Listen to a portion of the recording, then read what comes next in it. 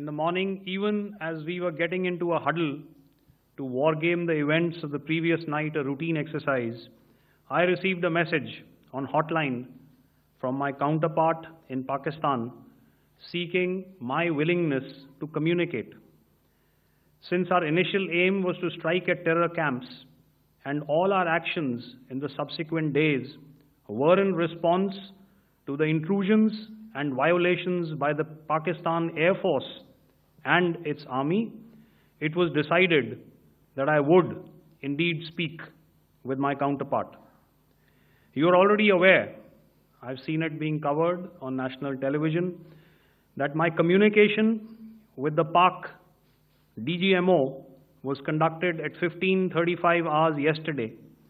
and resulted in cessation of cross-border firing and air intrusions by either side with effect from 1700 hours, 10th of May, after he proposed that we cease hostilities. We also decided to further speak on the 12th of May, that's tomorrow, at 1200 hours,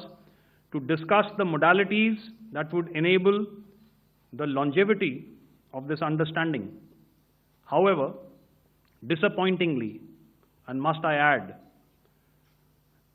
expectedly, it took only a couple of hours for the Pakistan Army to violate these arrangements by cross-border and across the line of control firing, followed by drone intrusions across the expanse of the Western Front through last night and in the early hours of the morning today.